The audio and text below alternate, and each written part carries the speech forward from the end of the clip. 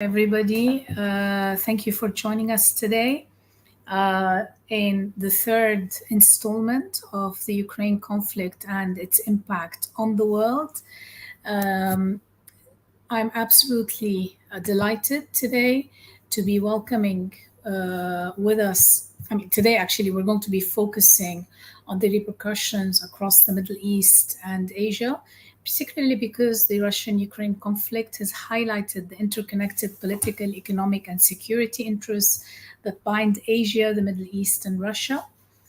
Since the start of the war in the Ukraine, China has expressed a clear position in support of Russia, its top gas suppliers, and also by condemning the West's push to expand NATO and validating Moscow's security concerns, yet at the same time stopping short of completely approving of the Russia's invasion of Ukraine. India, in turn, expressed its disappointment regarding Russian actions, but it also stopped short of jeopardizing its military and political ties with Moscow, an important partner against what it sees as pervasive threats from China and Pakistan. Meanwhile, regional powers in the Middle East, including the Gulf and Israel, which prefer to keep Russia on their side, particularly in the face of the threat of a nuclear Iran, all of them have sought to hedge their bets as the Ukraine conflict unfolds. The surge in oil prices has obviously been a benefit to the countries of the Gulf Cooperation Council, and it's been quite an important bargaining chip for Gulf monarchies. We already saw the visit of, one impetus for the recent visit of President Biden to the region was specifically that, to try and get them to increase a little bit of the oil production and therefore depress prices to some extent. Meanwhile, Gulf countries continue to hold talks with Russia, signaling a willingness to protect their mutual interests, especially on energy. And they've also continued to support China's growing ambitions in the region, including the Belt and Road Initiative, which raises concerns for the US-led Indo-Pacific agenda. Now, to examine the impact of this of the Ukraine conflict on the geopolitical, security, and economic calculations of Middle Eastern and Asian powers, I'm absolutely delighted today to welcome for friends and colleagues, Cinzia Bianco, who's a research fellow at the European Council on Foreign Relations and a non-resident scholar at the Middle East Institute, Rudraj Chaudhuri, or as we all call him, Rudy, who's the director of Carnegie India, Frederick Beery, Fred, senior fellow at the Middle East program at the Carnegie Endowment for International Peace in DC, and Elizabeth Wishnick, professor of political science at Montclair State University Montclair State University. And I'm Maha Yahya, the director of the Malcolm H. Kerr Carnegie Middle East Center in Beirut. So welcome everybody. I'm absolutely delighted to be hosting you today. Elizabeth, I'm going to begin with you. Several months after the beginning of the war in Ukraine, perhaps you can talk to us a little bit about the lessons that China has drawn from this conflict and the global reaction to it. Thank you very much. It's my honor to be with you today. I'm actually now a senior research scientist at CNA. On leave from my university. So where everyone is watching China's reaction very attentively. And I think we're all trying to determine what exactly China is learning. So these are just some initial thoughts because Chinese analysts, especially military analysts, have not yet written much about Russia's war in Ukraine. But just some general thoughts here. For China, the Russian invasion came as a most unpleasant surprise. Xi Jinping is preparing for the 20th Party Congress of the Chinese Communist Party this fall, where he hopes to keep his positions for an unprecedented third term, if not an unlimited one. And now his main strategic partner has upended the European security order, leading to a whole host of sanctions, and also the appearance of Chinese complicity with Russian actions. So for China, this is a perilous moment. Predictions about the fracture of the Western alliance have proved untrue with the unity that we have seen in NATO and between the US and its allies, and also the greater attention paid uh, not just by US Asian allies, but also European allies to China's aims in Taiwan. And so China is feeling more pressured, is feeling that it's being unfairly labeled guilty by association due to its strategic partnership with Russia, and is facing counter sanctions if it engages in its economic relations with Russia. So this is a challenging moment for Xi Jinping and for China. Can I just, on the issue of Taiwan, do you think that has the cost of Russia's invasion of Ukraine been severe enough to dissuade China from invading and occupying Taiwan? We've been seeing some assessments talking about, oh, they won't do it in a, they would have to do a maritime invasion. So there are military tactics involved. But also the international response to Russia's invasion of Ukraine. Has it signaled to China anything with regard to any potential military actions it may wish to take in the future? Also, the economic repercussions obviously may have lent some lessons for China. Can it afford to go to war over Taiwan despite the economic fallout? The short answer is no.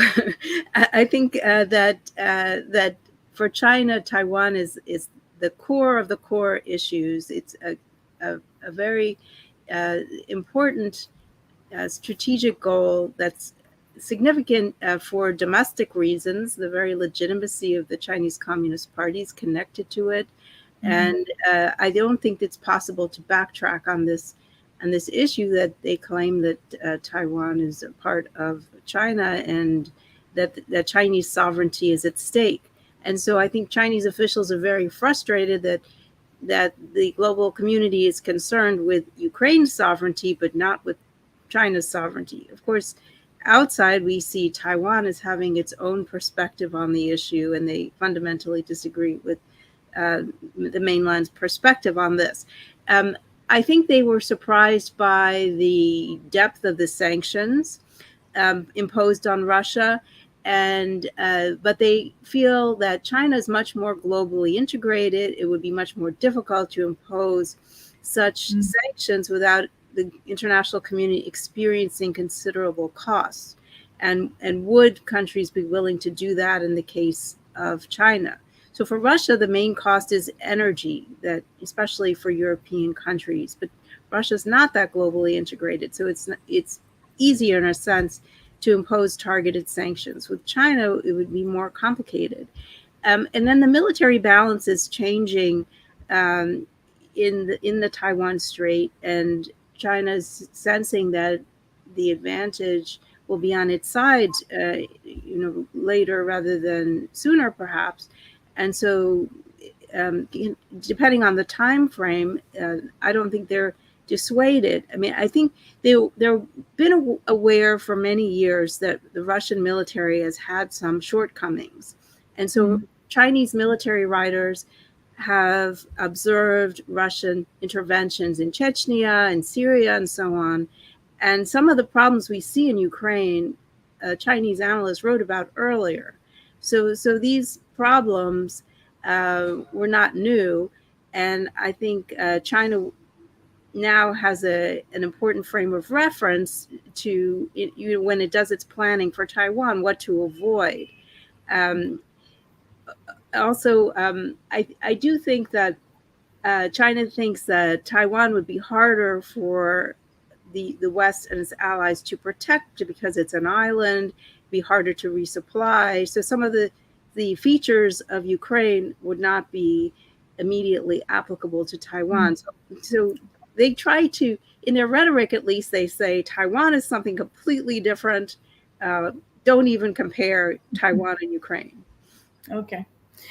All right. Thanks, Elizabeth. I'll be coming back to you with other issues, but let me turn to Rudy now. Rudy, what are India's main concerns today in relation to the Russian war in Ukraine, and how has it shielded itself from the negative repercussions of this war? Thanks, Maha. Thanks for having me. Firstly, I should just say is that I don't think anybody can shield themselves from the downsides of this crisis across the board: human, economic, technological, geopolitical. So I think that's an impossible feat in itself.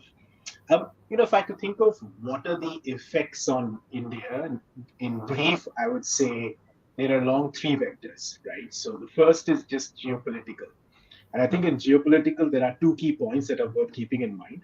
One is the Russia-China nexus, right? Now, this is not a new phenomenon at all, but I think the war in Ukraine, the way in which the war in Ukraine has brought these two countries together is a serious geopolitical concern for India, not the least, because India shares a 3,488 kilometer long border with China, where the People's Liberation Army have exercised unprovoked aggression, most recently in 2020. Talks are still on.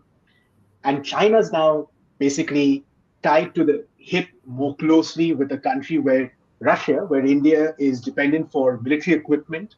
India buys more and more crude oil, and where India has a long political relationship with. So that's a fairly appreciate. So that's geopolitical. I think on the geoeconomic one, is many other parts of the world, it's dealing with inflation. Price rises, like in every other part of the world, are high in India.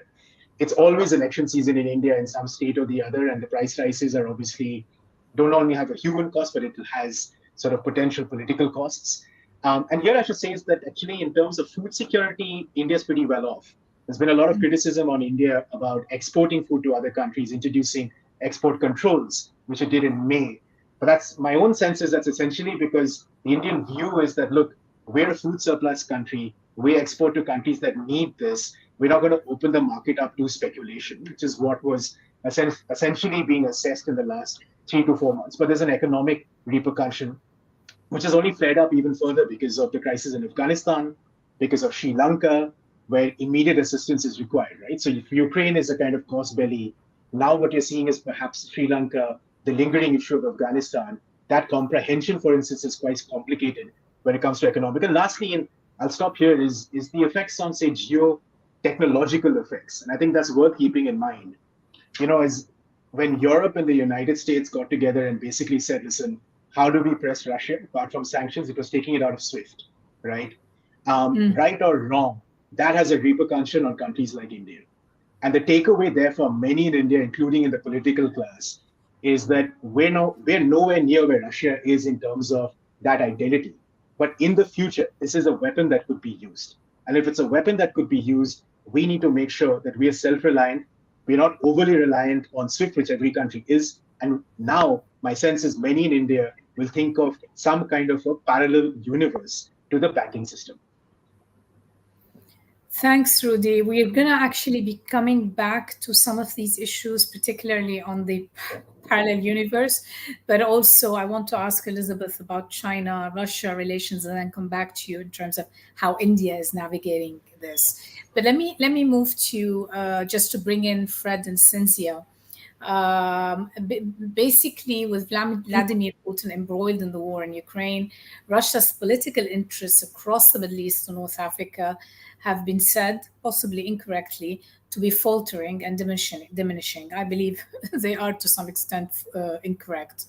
Initial reports did suggest that Moscow would be pulling out its limited forces that are stationed in Syria, which has not happened.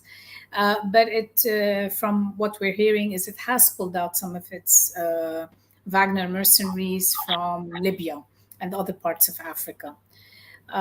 So let me turn to you, Fred, and ask about who stands to gain the most from a Russian absence from the Middle East. First, is there a Russian absence, in your opinion, particularly in North Africa, and who stands to gain from this such an absence, if there is one?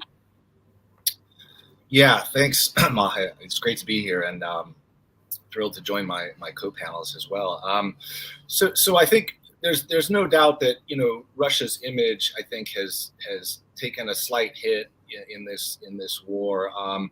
I think particularly on the arms sales front. I think there's a lot of projections that their defense industrial base is being hammered, and that's going to affect their ability to export arms to the Middle East, and that's especially important to countries like Algeria and Egypt. So the entire arms sales landscape could shift. We're not seeing that yet.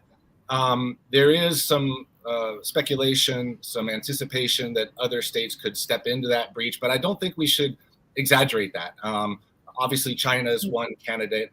I'll defer to my co-panelist on this, but again, the notion of China reaping real strategic gains in the Middle East from the Ukraine war, I think needs to be examined carefully.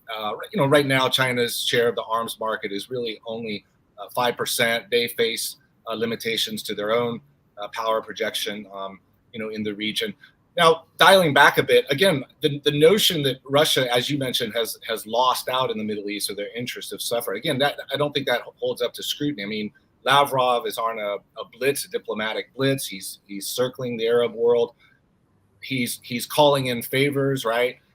He's trying to ensure that the trends of fence sitting, right? All these Arab states that are on the fence, that are hedging, that remains in place, right?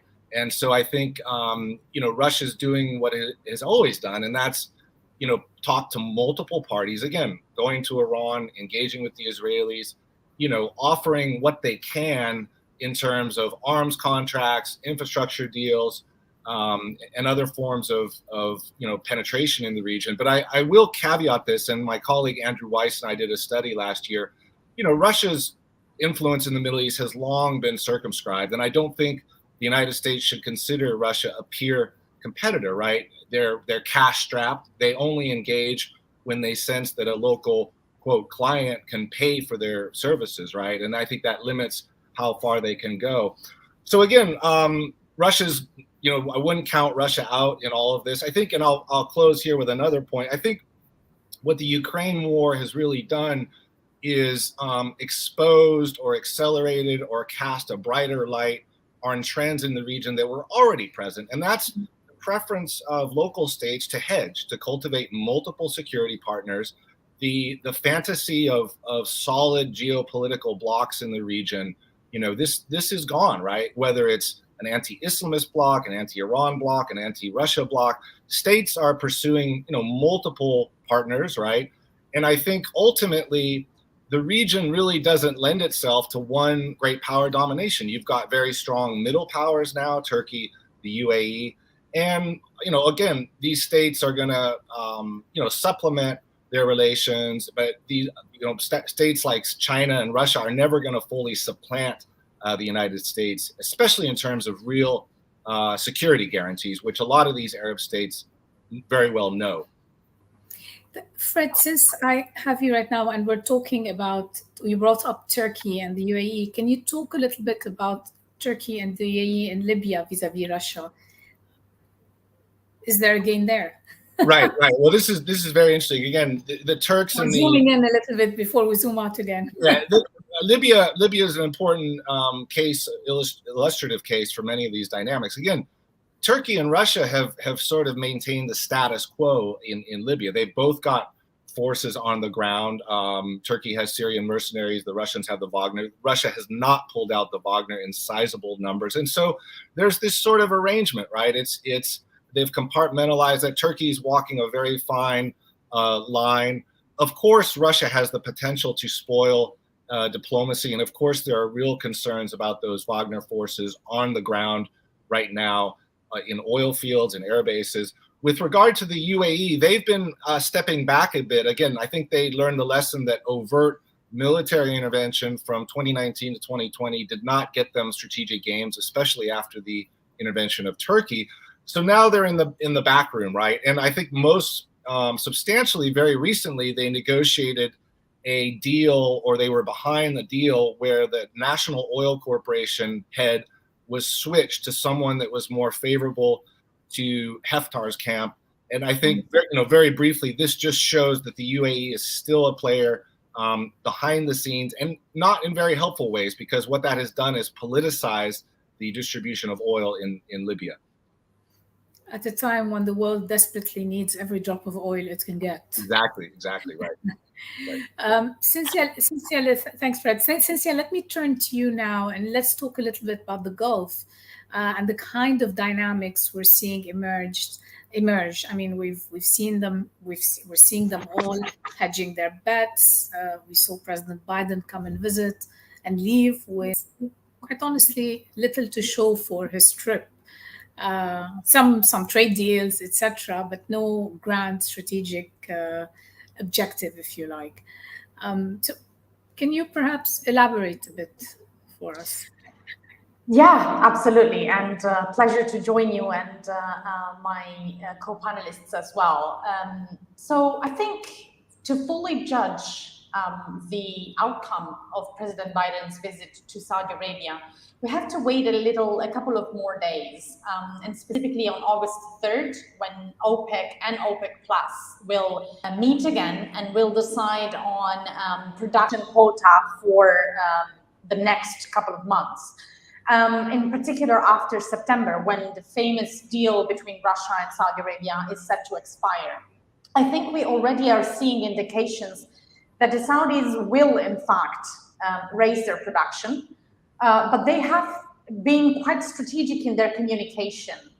They refused to say that, they refused to demonstrate that there is a direct link between Biden's visit and their oil policy. And they have very strategically sort of developed different messages at different levels, with Crown Prince Mohammed bin Salman saying, in fact, Saudi Arabia wants to up production capacity to its maximum of 13 million barrels per day.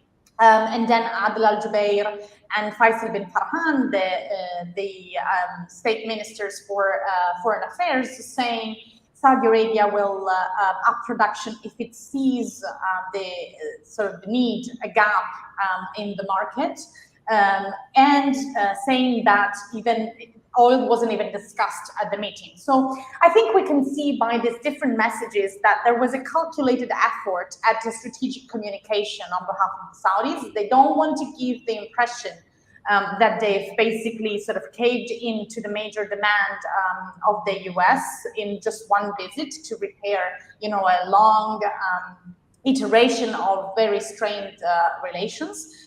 Or at the same time, they want to leave their options open. But I think, we will see increased oil production at the next meeting, again, on August 3rd. I think there is a wider sort of point to make here, which, just like Fred was saying, the Saudis and the other Gulfies really want to try and keep their options open to a certain extent. And that applies, I would argue, less to the energy market than to other, more wider general assumptions to have the ability to communicate and have ties and cut deals with all global powers where needed. That actually, yeah. And I think we're seeing this not just in the Middle East, but also in Latin America and Africa, just about everywhere. The world is trying to have multiple relations and multiple arrangements. Rudy, let me come back to you. I mean, on the issue, since we're talking about the GCC, India's ties with GCC states have relied to a great extent on trade, leaving some analysts to refer to a gap of untapped potential for further cooperation, whether on defense, on security, in the Indo-Pacific region, etc.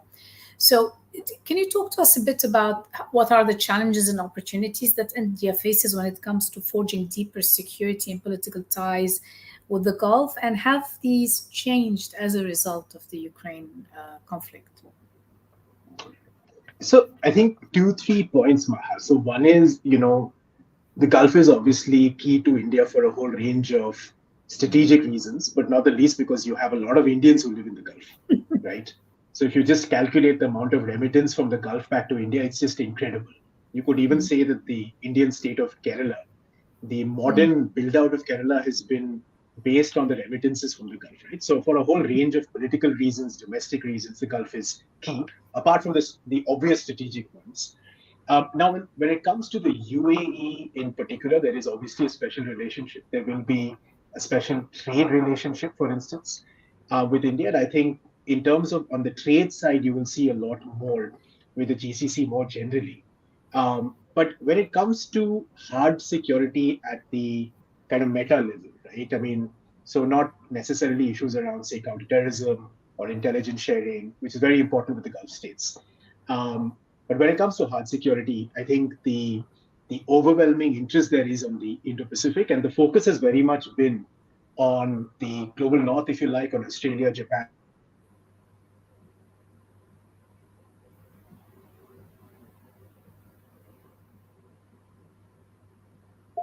that IPEF will provide some kind of economic solutions which have not been fully explored through other multilateral formats like, say, RCEP or the CPTPP.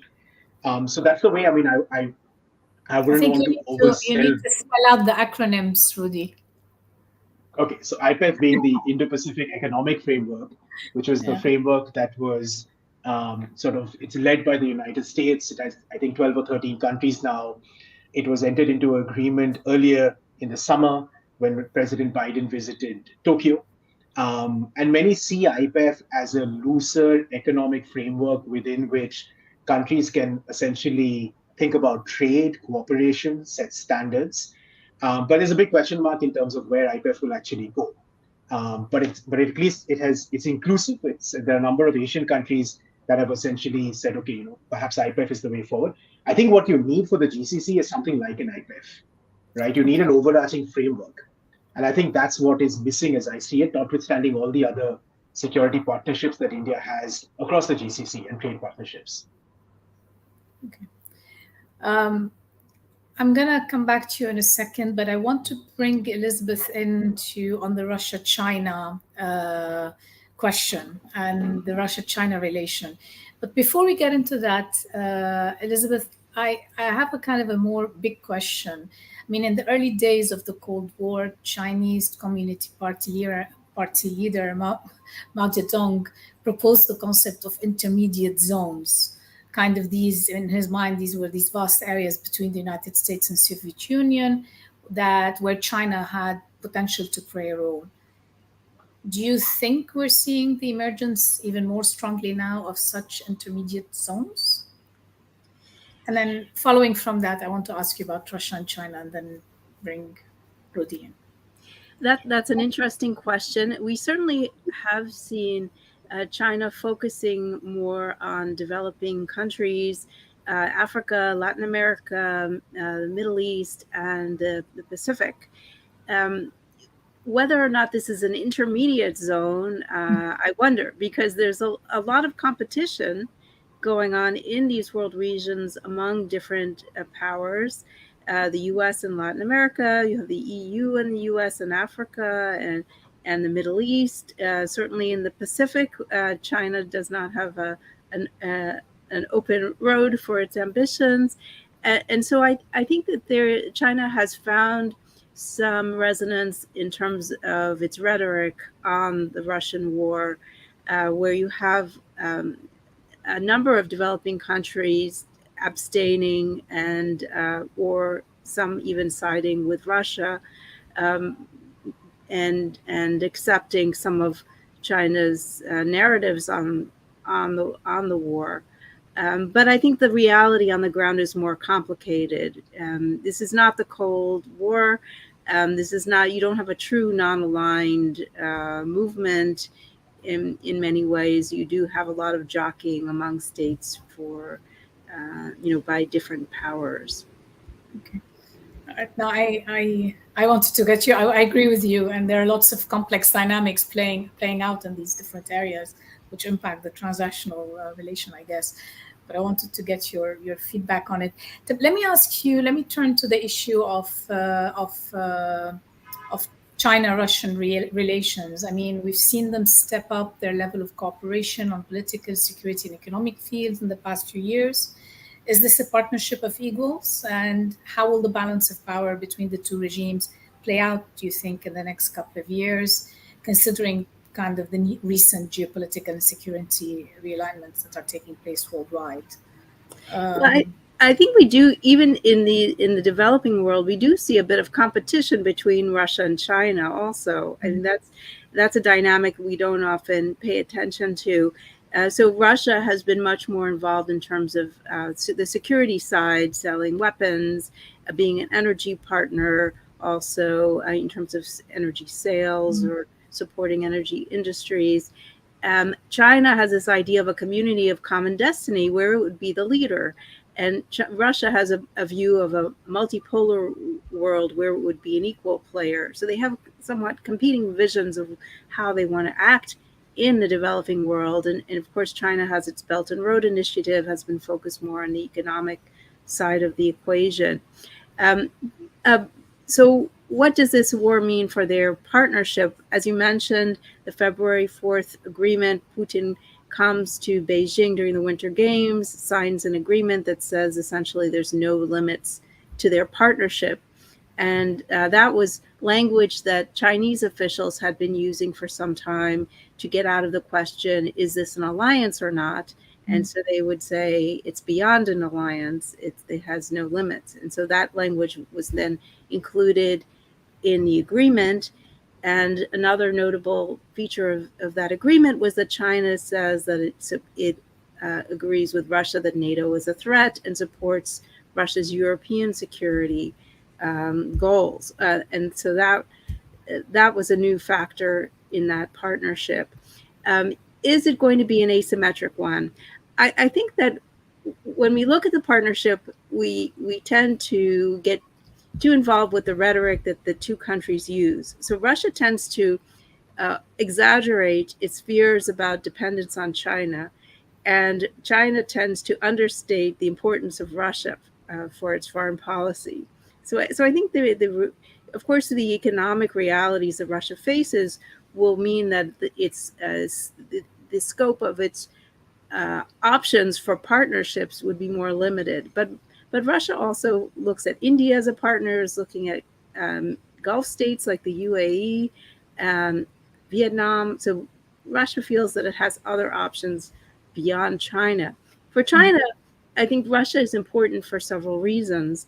Because of the very long border, 4,000-kilometer border, the history of its militarization that led to a lack of development in the Chinese border regions, just like on the Russian side. Russia has been an important military partner, selling certain types of equipment that would be useful in the Taiwan Strait and the South China Sea. Important in the UN as a partner, and China has very few alternatives to Russia as a strategic partner.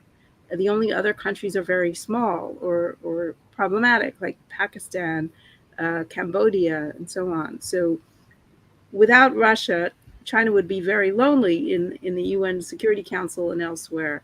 So I think even though Russia is likely to be more dependent economically or weaker economically, China has its in interest in the partnership. This being said, it's a problem for China to be accused of complicity with Russian aggression in Europe. And so we've seen recently Chinese officials quite clearly say this is not an alliance. Well, previously they were more equivocal. Now they're trying to be more clear to say we agree on certain areas, but China has an independent view on Ukraine. Okay. Thanks, Elizabeth. Let me bring Rudy in to ask about how India is dealing with the China-Russia relation that you mentioned earlier. Thanks, Mar. So, I'll make one larger point and I'll just leave it there perhaps for the panelists for a discussion, which is a simple one, which is economically, what does Russia have to offer any of its partners or the world going forward, right? I mean, the economic cost of this crisis on Russia is just going to be absolute. Now, whether it's Adam Tooze on the one hand or whether it's Martin Wolf on the other hand, the analysis seems to be absolutely clear, right? So I just want to put that up there, which is exactly the question that many in India are asking. right? With pretty firm answers now. Let me just move to Russia, China, and let me just, if you allow me 2-3 minutes, is what is it that I think that really matters when it comes to the so-called Russia-China axis? I think there are two things that are of immediate interest to India, apart from the fact that it's problematic having Russia and China in close quarters, working in South Asia and with India's neighbors on both the East and the West. One is, in the past, at least from the 1970s or at least 1980s onwards, a reasonable argument could be made that when there was a skirmish between India and China on the boundary, most recently in 2020, Russia played some sort of a constructive role. This is not to say that it took a pro-Indian position or an anti-Chinese position, but it played a constructive role. It provided some kind of a sounding board to both sides and encouraged restraint, de-escalation, and dialogue. It's worth keeping in mind in 2020, when there was a significant skirmish, the first in about 40 years, which led to fatalities on both sides on the India-China boundary. One of the first visits that were made by Indian officials on the defense side was to Russia. It was a Russia-India-China trilateral that served as a platform where discussions could take place, right? What is the fear today? The fear is if Russia serves as a junior partner to China, say even in material terms, even in the near future, even if not in the medium future, the question many ask is what position will Russia take when another skirmish will take place on the India-China boundary? So that's point one. The second point, which is interrelated, is that India's military dependence at the moment, willy-nilly, is overly dependent on Russia. About 70% of our air kit originates in Russia. About 75% of basic defense armaments originate in Russia, right? Whether it's tanks, whether it's armor, whether it's air force, there is an over-dependence on Russia, which will take time to diversify. And we can come to the effects of diversification and the US relationship a little later. Now, what I think essentially deeply concerns many in India, is that first you've got an India-China dynamic, then you've got a Russia-China dynamic. What happens to India's military needs from Russia if, for instance, in the future, there is something more than a skirmish on a 3,488-kilometer long border? Those are the primary concerns, apart from the geopolitical ones of Russia and China coming together. Since we're on this topic, Rudy, do you want to say a few words on the diversification? Because we're going to move now to the issue of food insecurity. I mean, there's a huge appetite at the political class in India for military diversification. This is not a new phenomenon. It's been around for about a decade and a half now. There are also limits to diversification and how fast you can go. It is very clear that India's trend line is moving to the West. The statistics are substantiated, the political appetite substantiated, and that appetite exists with all its Western partners, the United States most importantly, Europe, Sweden, France. These are key countries, Israel, right? The one point I leave with diversification is that, and something I worry about, when we were in the US recently, Maha, I took a lot of meetings, and most people said, listen, in their words, we were willing to give India a pass when it comes to your particular position on the Ukraine crisis, primarily because of two things. One, we need you for the Indo-Pacific, we need you to deal with China, and three, because there is a promise of military diversification. The only thing I worry about is that if the overpromise around military diversification and the huge appetite in the US, or the expectation that India will suddenly be able to turn the clock around and buy from Boeing and buy from Lockheed at a rate which they overestimate. And once that expectation kind of, if the bubble bursts on that expectation, there will be some political bridges to be built. But that is, politically, that is the key concern around diversification. But the trend line is clear, it's with the West. Okay, that's actually interesting. I'm going to now move to a different topic a little bit, which is the question of food insecurity, especially running theme actually through this series has been this issue of food insecurity. It's come up in every single session we've had so far. And now in the last few days, we saw the UN and Turkey manage to broker a deal whereby Russia has agreed to unblock Ukrainian ports to allow the export of grains. There's the expectation that this deal will make it possible to export 22 million tons of Ukrainian wheat, corn, and other cereals, all of which have accumulated in the ports of Odessa, Kronomorsk and Yuzhny. And more importantly, the release of this grain will hopefully create some sort of a chain reaction, bringing both global wheat prices down, but also lowering other food prices. And this is at a time where, at least for the Middle East and North Africa, but also for Africa and other parts, the issue of food insecurity has really become quite paramount. The UN is warning of famine in a number of countries, etc. And I won't go into these details because we've already covered them in a previous panel. So, to Cynthia, how sustainable do you think this deal is? And what is its likely impact? And Fred, I'll come to you with a similar question in a moment. I don't think this deal is sustainable at all. And I think we have seen already Russia behaving in a very irresponsible way just 24 hours after signing the deal. So I think the Russians are likely to continue using food as a leverage tool and a weapon against some of the countries that may be a bit more reluctant to align with Russia, to basically corner them into sort of follow through. And you know, it's interesting here that, if I may, Elizabeth was rightly mentioning that you know, Russia sees that they have more options than China, and one of these options is the UAE. And I think, you know, if so sort of engaging with decision makers in the UAE, particularly on the food security issue, I would dare to say that they're very uncomfortable with how Russia is using food as a weapon against many countries in the Middle East and North Africa, and in Africa as well. So, and I think they are trying to figure out a solution at least in the regional space, and you know, where they have a reach. And this is one of those cases in which, if you sort of dig deeper, you see that the UAE's sort of softer position on Russia, especially on sort of enabling wealthy Russians to, in a way, you know, circumvent sanctions, is not really about Russia and about the fact that they see Russia as a long-term strategic interlocutor.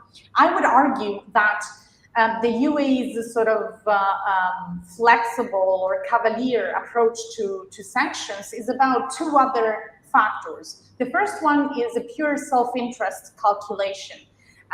They think that in the longer term, to position themselves as a safe haven at the crossroads of basically two continents, but you know, we know the UAE also has very significant relations with the United States. So basically, as a global hub and safe haven amid, you know, growing polarization between global powers, which may lead very well into more and more trade wars. And they want to preserve their right of being and remaining that sort of safe haven, in a way, a new kind of Switzerland, because that would empower them politically, geopolitically, and especially, of course, geoeconomically. And the second reason why they have this approach, I would argue, is because of China, not because of Russia. The Emiratis really look at the polarization around them and fear that that the West, us, the Americans and the Europeans, could do to China what they're now doing to Russia. And for them, that would be economic catastrophe, because of their investing a lot into linking up their economy and even arguably, you know, the investment environment and so on, and infrastructures and so on, to China.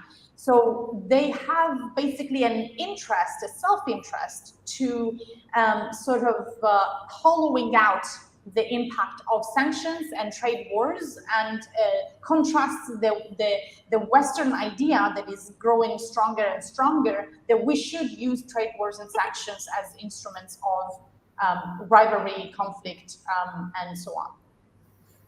Thanks, Cynthia. Fred, let me turn to you and ask if you want to comment on this, but also the same question: how sustainable is this deal, and how important it is for? And you've done some recent work on the issues of climate change, but it's also related to questions of food insecurity. Yeah, well, I tend to share Cynthia's skepticism about that, but of course, any relief is welcome, and of course, food insecurity is a major aftershock in the region, and I think the countries are well known. Again, Egypt, Lebanon, Yemen, Tunisia, Syria.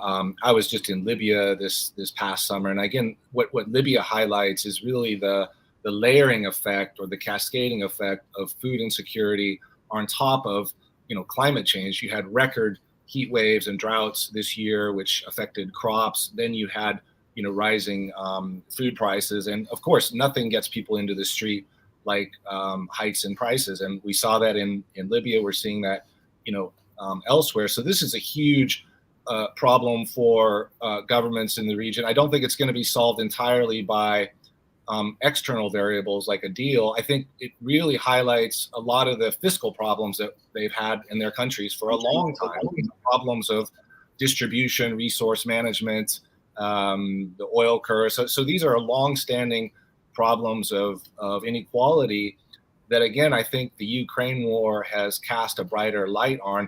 And let me just add one more broader point. I think one casualty of the Ukraine war is the prospects for meaningful political and economic reform. We're reverting back, or we're solidifying an authoritarian-led order. Of course, that order was further consolidated given the pressing news out of Tunisia this week. But again, we're states in the region, autocratic states, have welcomed this return to great power balancing politics, especially by the United States, because they're no longer under scrutiny for their domestic human rights abuses, domestic reforms, and I think that's very worrisome down the long run, right? I mean, these countries are facing enormous pressures from within.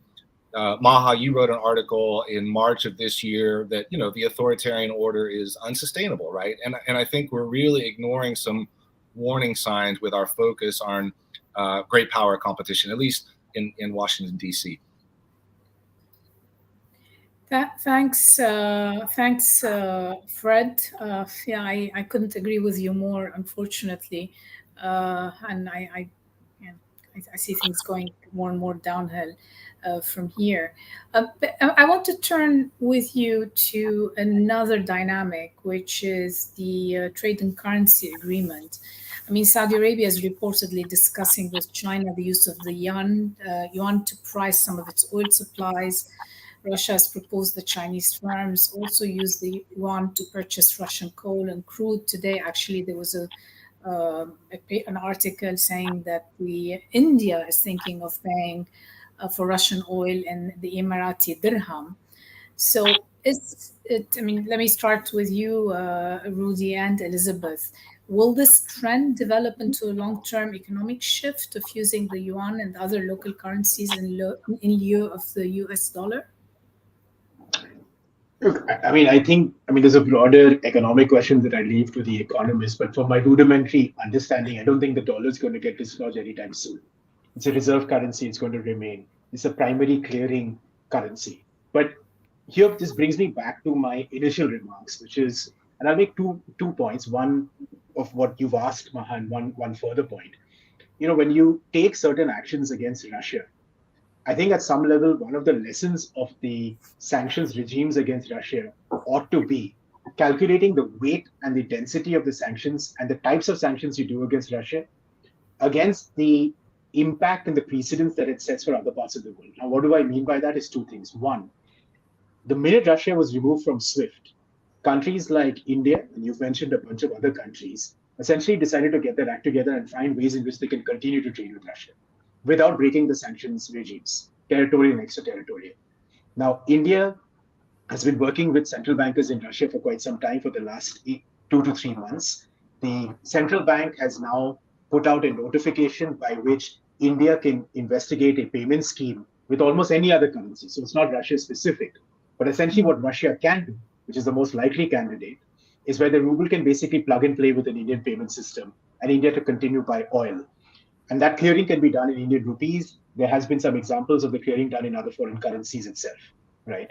And my own sense is that this will be the long-term effect of this particular crisis when it comes to India. The second, and I'll just kind of, which is more technological, is sticking on the sanctions part.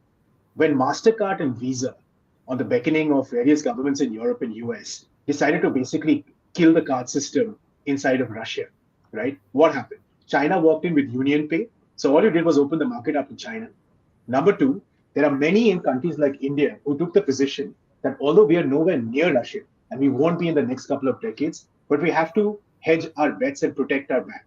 So basically introduce a payment scheme. So India's got something called RuPay, which is a credit card. And my own sense is that you will see a lot more political energy behind RuPay to the actual discredit of MasterCard and Visa, right, globally. I'm going to ask you about Iran in a second, but I saw Fred nodding his head. Fred, do you want to comment on this? Was just agreeing, just listening. Just agreeing with what Rudy was saying. Rudy, before I move to back to China and the Middle East, let me ask you, India and Iran have recently been exploring the possibilities of settling trade transactions in rupees. So it goes to what you were saying, through a barter system. They've also agreed to invest, to increase investments in the Chabahar port in southeastern Iran. So just how do you think India is going to be able to balance its ties with Iran without jeopardizing its relationship with the GCC or with the US for that matter? Okay, so one broader point over here, Maha, is I think there are few countries that have sustainable political relationships with the United States, Israel, and Iran all at the same time, right? So, I won't go into the kind of complicated jigsaw of Indian foreign policy, but that's a trilateral or multilaterals that's been kind of where the Indian government has been pretty good at maintaining those ties. But on Iran, there's a key point, right? Beyond figuring out payment mechanisms, the key point in India is that listen, Russia's been squeezed hard, but we need oil, we need energy, right? And India's obviously been criticized in many different parts of the world because now it is increasing the procurement of oil and crude from Russia. And it's gone up dramatically in the last 3 months. And I'll be honest, as an Indian citizen, I basically say, why not? There is inflation, there is food price. Large parts of India are desperately poor, right? You're going to have to temper that somehow. But what is the Indian government, and I think what the Indian political class is suggesting is saying is that, listen, if you're going to squeeze us on Russia in the future, at the very least, you're going to open up that Iran market. So now the JCPOA is not just about the JCPOA. It's about a strategic interest to open that market to other countries. Right. Now, obviously, there are complexities there, right? But I think that's essentially the way in which the government of India, and maybe this is a place where India can use its good offices. So whether it's kind of, the Revolutionary Guard being put on a list, or whether it's issues such as that, because it's beneficial to India. If there's a deal with Iran, for instance, it'll make it a lot easier, not only for India, but many around it. Thanks, Rudy. I'm going to move back to China and the Middle East. China has been solidifying its ties with the Middle East, especially Gulf states, expanding them beyond trade. It plans to deepen China-Arab military cooperation on weapons, equipment, and various specialized technologies. All of these were announced in the China-Arab policy paper in 2016. Meanwhile, Russia has also signaled hopes of becoming a partner and an arms supplier to the GCC, though, as you said earlier, given what we saw of Russia's military capacities in Ukraine, that they may have to revisit this issue again. They had already signed military cooperation agreements in 2021 with both Saudi Arabia and the UAE. So, do you think? Where do you see this? How do you see this developing, both in terms of China and in terms of Russia on the military front? And could they be new defense partners? I guess this question is to me. I just want to come back to the previous question, though, on the alternative payment system, because it's somewhat connected. I think China is very much connected to the dollar system, and even though it has its own payment system, it has Union Pay.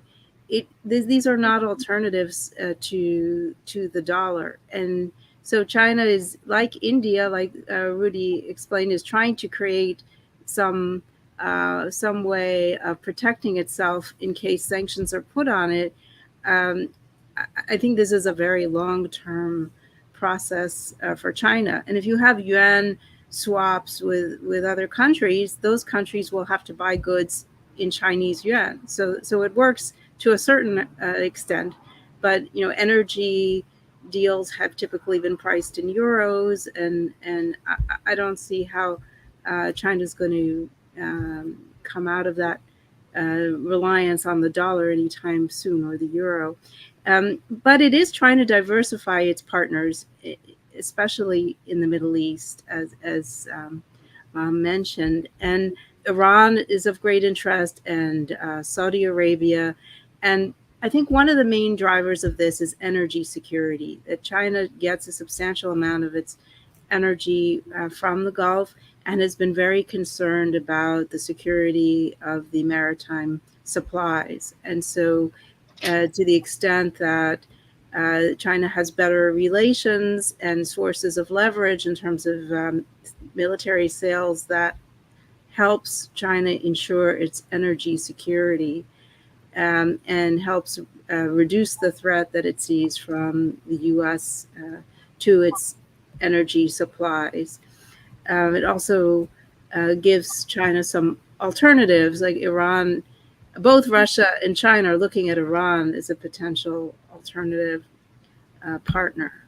And we just heard about India as well. So I think Iran stands to gain considerably from this Russian war on Ukraine in terms of its position and its ability to emerge from isolation. Thanks, Elizabeth. Cynthia, would you like to come in on this issue? I would like to just bring in the sort of the new developments that we are seeing over the past few weeks, and even maybe a couple of months, or 1 month and something, which is that the Russia is obviously trying to get a bigger share of the energy market in both China and India by selling underpriced oil, and trying to fast track the construction of a pipeline linking up Russia and China to also serve China with underpriced gas. And that's very significant for a number of reasons.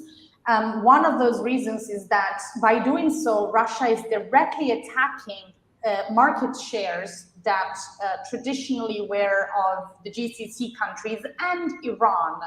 So I think, it's very interesting how the Russians have been so far able to manage that, to do that, without fully alienating neither Iran nor the Gulf monarchies.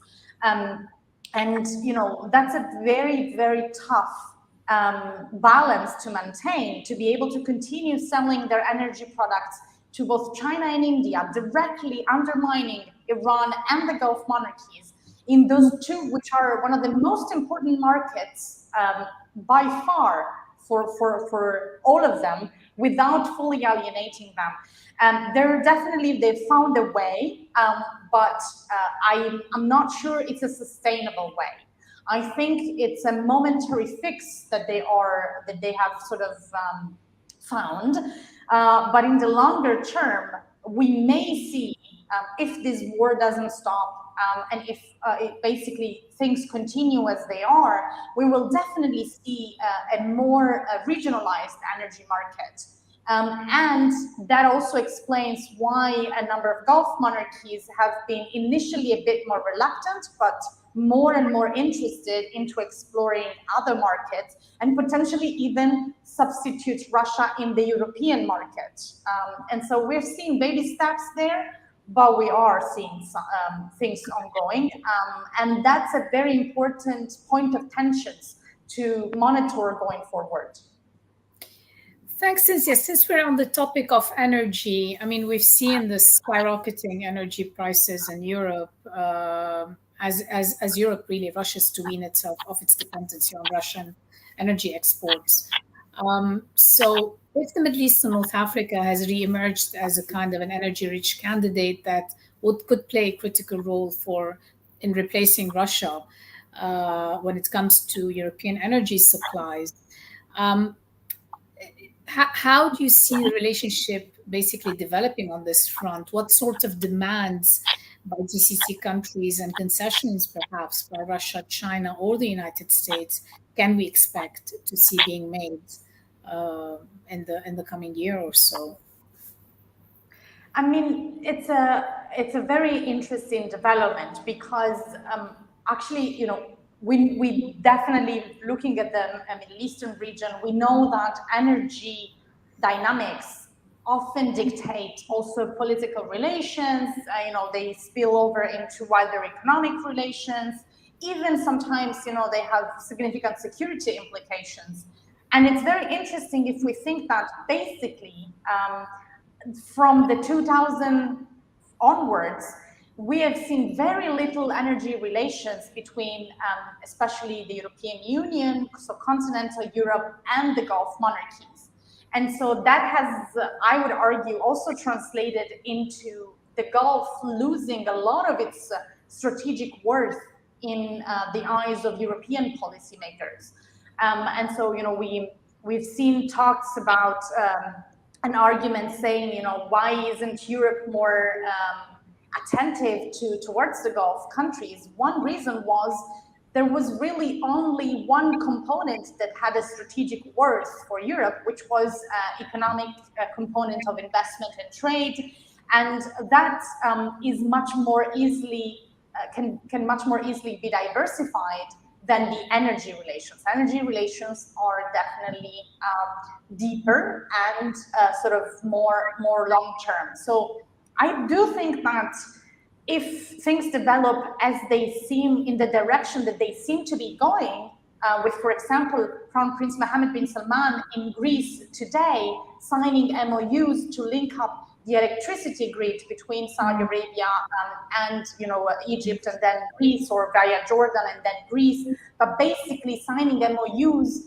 committing Saudi Arabia and Greece to work together to enhance energy connectivity, both via electricity grids, but also via potentially hydrogen trade in the form of maritime trade to port infrastructures, but also a longer term pipeline. So if all of these things, or even part of these things happen, then you have critical infrastructure connecting the European Union to the Arabian Peninsula in a way that also responds to energy security needs of the European Union. And that opens up a whole different ballgame, if I may say, for relations between the two sides. Thanks, Cynthia. Fred, let me turn to you and see if you have comments on what Cynthia just said.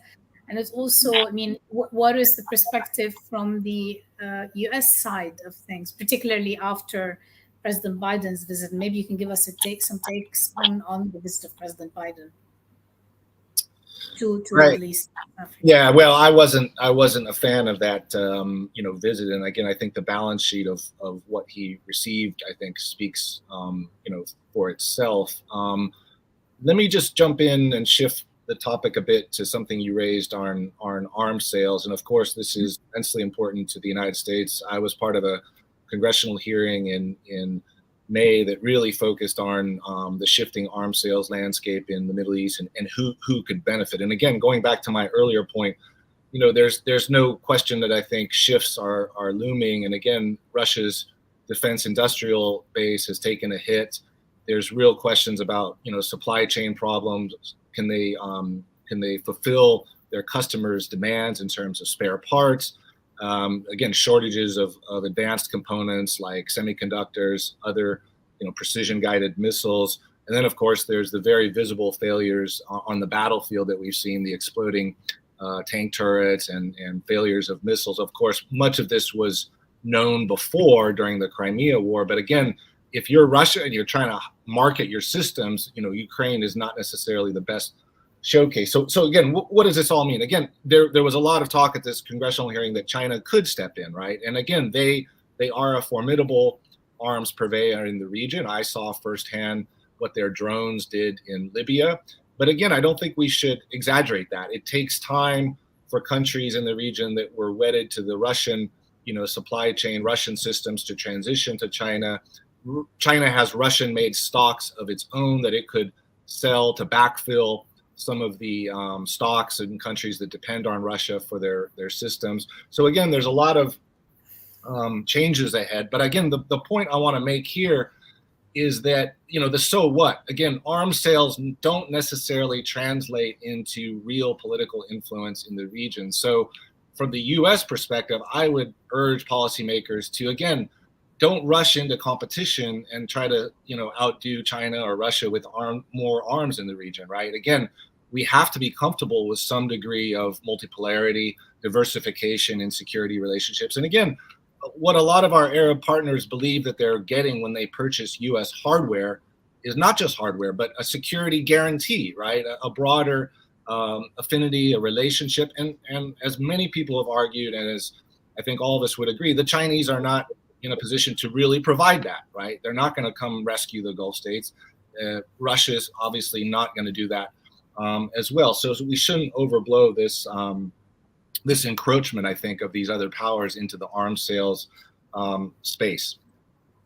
Okay, thanks, Fred. Rudy and Elizabeth, let me come back to you on the India-China relations, given everything that's been said so far. And Rudy, I'm going to begin with you and ask you, do the developments you've talked about, Elizabeth has talked about, Cynthia and Fred, do they create momentum or an incentive for Beijing and New Delhi to overcome their disagreements and work on a united Asian front in the Indo-Pacific? Especially that China and India have both signaled the desire to work on a constructive solution to their border disputes during the recent 16th round of China-India border talks. So, Maha, this is my view, and this is not what I glean, but the short answer is no, right? I think what's very clear is that the days of that kind of Asian solidarity is gone, if it ever were in existence. But I think what you will see, and I'll make 2 points here.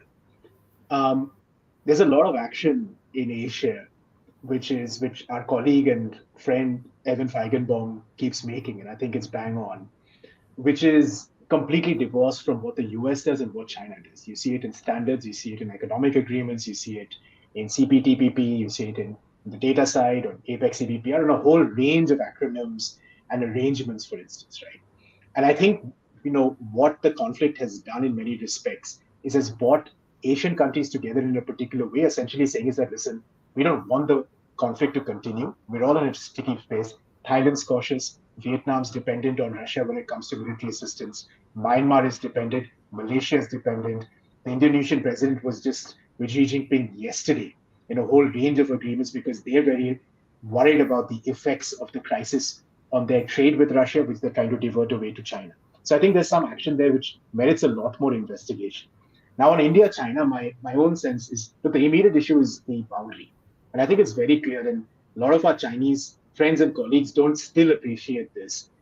In 2020, when a flare-up took place, the equation on that relationship changed completely from the Indian side, which is that the stability and deterrence on the border, the success of deterrence on the border, will be directly equated to the stability and growth of the political and economic, at least the political relationship between the two countries, right? Now, the X factor here is economics, because much like China and Japan, you actually see an increase in the trade between India and China, to India's disadvantage, to China's advantage. But that's the general kind of equation. And I don't think that's changed. In fact, what I see is the concern in India today is that if the West over-deploys commitments in Europe and it overcommits himself inadvertently, right, where will that leave the Indo-Pacific? Now, I'm of the view that the Indo-Pacific is still the primary strategic ground, and that geopolitical puzzle has not changed because of Europe, right?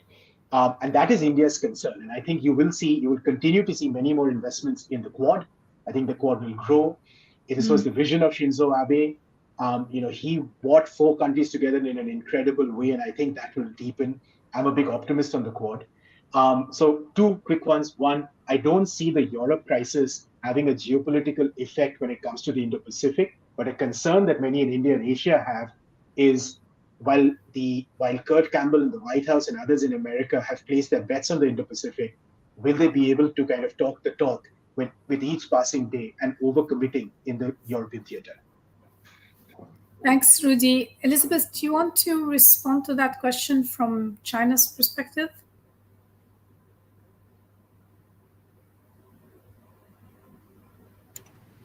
I agree with Rudy. I don't see a lot of promise for improvement in China-India relations right now, partly for domestic reasons. There's quite a nationalistic turn in China in the public that even though it's an authoritarian system, puts some constraints on what the political leaders are willing to do. And the leaders themselves, the wolf warriors in the Chinese Foreign Ministry, are quite strident on their territorial demands and positions. So I don't see them reassessing their position on the border issue with India. I think there's a danger when we look at the impact of the Russian war on Ukraine on Asia, of forgetting that that's not the main concern in Asia. I think one of the main concerns in Asia is China. And the other main concerns are non-traditional security issues like climate change and food security. And so the European security piece has captured our attention, but for Asia, it's a different perspective. And I don't think that that's going to be waning. I think that's going to be increasing as in terms of China's growing strength, its more assertiveness, and its use of force. And we've seen China try to make inroads in the South Pacific and receive quite a big backlash from Australia and the United States. So I think that China is definitely remaining a key policy concern in the United States. Now in Washington and New York, everyone is talking about Speaker Pelosi's potential visit to Taiwan. I mean, certainly China is not off the radar, and I think sometimes the Ukraine situation seems so involving that we forget that there are a whole host of traditional concerns in the Indo-Pacific that are going to be staying with us. So I don't see any changes in terms of China, India. Maybe the situation will be worse and not better, because there'll be a concern about protecting borders, the sense of pressure China feels from the Quad, and the perceived link that China's officials now see between Western security positions in Europe and in Asia. Thanks, Elizabeth. Any final comments? I'm going to ask everybody for final comments or final thoughts before we go. I'll start with you, Elizabeth, since you had the floor. Any final thoughts? Well, I just wanted to respond to something Cinzia said earlier about regionalization of energy. I think that's a great point, but I'm perhaps less optimistic on the China-Russia side. In terms of fast-tracking gas pipelines, for example, it took 30 years for the first one to be built. So the definition of fast might need to be revised. And I think that Russia does face real obstacles to its energy development because it can't get certain technologies because of sanctions. Shipping is affected by sanctions, insurance. So I think Russia would like to continue to use the energy sector as a moneymaker, and Asian countries are interested in an alternative supply source, but there are many obstacles. Cinzia? I definitely recognize that there are many obstacles, and as there are many obstacles for Europe to basically diversify away from their over-reliance on Russian energy. But I also think that we are a little bit around the world, if I may say, and that's going to sound extremely vague, but so be it. I think we are a bit in a crisis mode, and when we are in this sort of mode, you see very big things happening faster and sort of obstacles being in one way or another run through.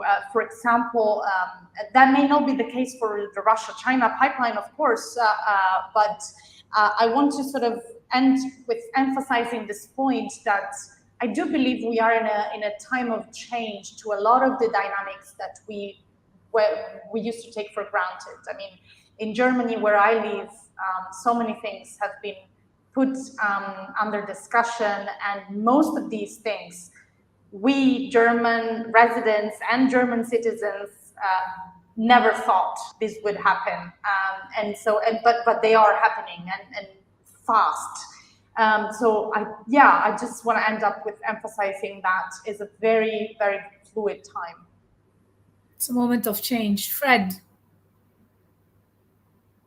By imploring, U.S. policymakers to accept this new reality we're in of multipolarity, of hedging. I think the U.S.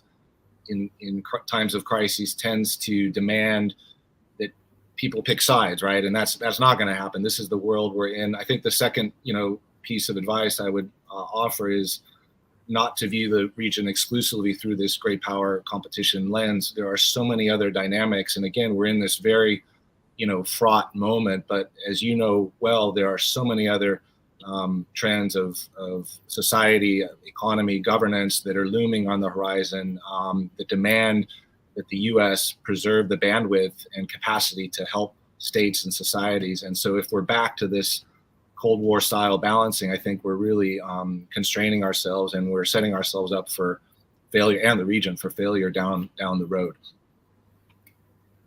Thanks, Fred. Rudy?